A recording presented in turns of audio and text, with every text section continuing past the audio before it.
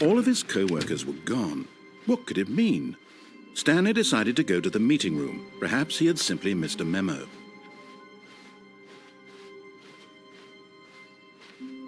When Stanley came to a set of 2 open doors, he entered the door on his left. This was not the correct way to the meeting room, and Stanley knew it perfectly well.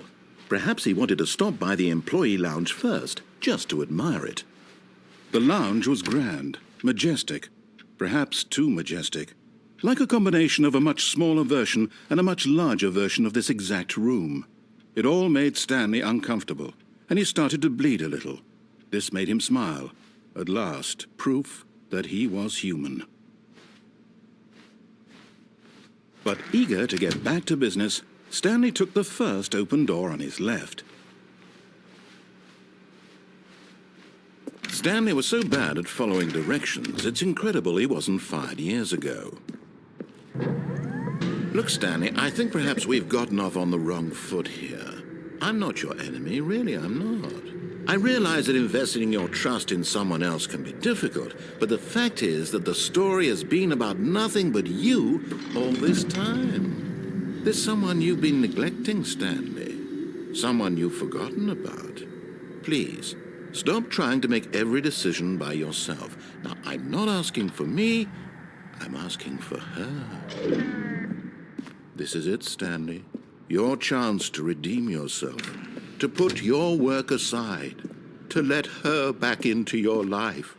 She's been waiting. That's her, Stanley. You need to be the one to do this, to reach out to her. If you can truly place your faith in another, then pick up the phone.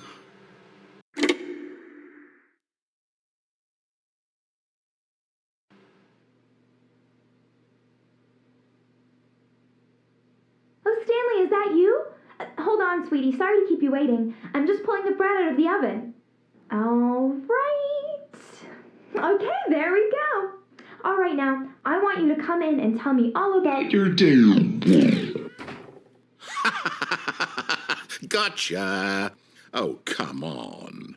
Did you actually think you had a loving wife who'd want to commit their life to you? I'm trying to make a point here, Stanley. I'm trying to get you to see something. Come inside.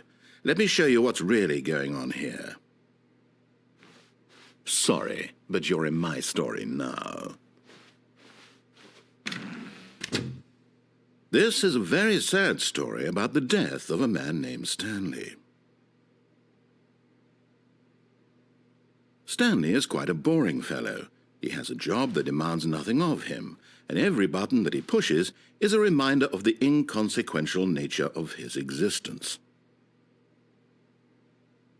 Look at him there, pushing buttons, doing exactly what he's told to do. Now he's pushing a button. Now he's eating lunch. Now he's going home. Now he's coming back to work. One might even feel sorry for him, except that he's chosen this life. But in his mind, in his mind he can go on fantastic adventures. From behind his desk, Stanley dreamed of wild expeditions into the unknown, fantastic discoveries of new lands. It was wonderful, and each day that he returned to work was a reminder that none of it would ever happen to him. And so he began to fantasize about his own job. First, he imagined that one day while at work, he stepped up from his desk to realize that all of his co-workers, his boss, everyone in the building had suddenly vanished off the face of the earth. The thought excited him terribly. So he went further.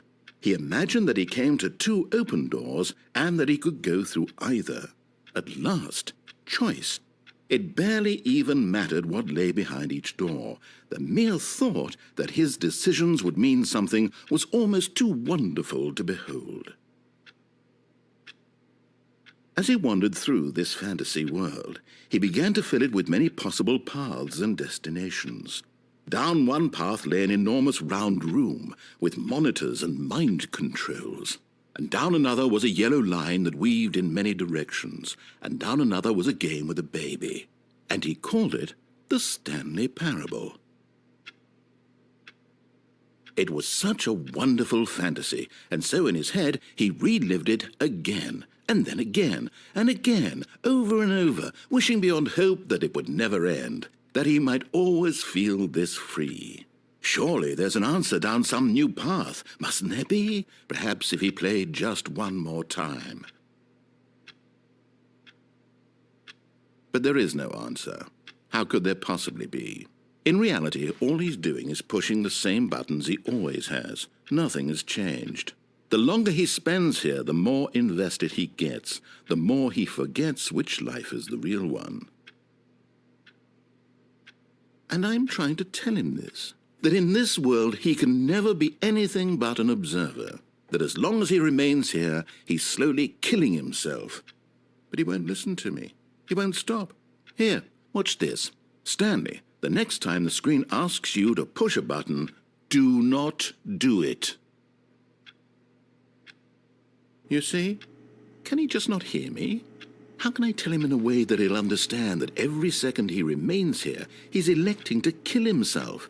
How can I get him to see what I see? How can I make him look at himself? I suppose I can't, not in the way I want him to. But I don't make the rules. I simply play to my intended purpose, the same as Stanley. We're not so different, I suppose. I'll try once more to convey all this to him. I'm compelled to. I must. Perhaps, well, maybe this time he'll see. Maybe this time. And I tried again, and Stanley pushed a button. And I tried again, and Stanley pushed a button. And I tried...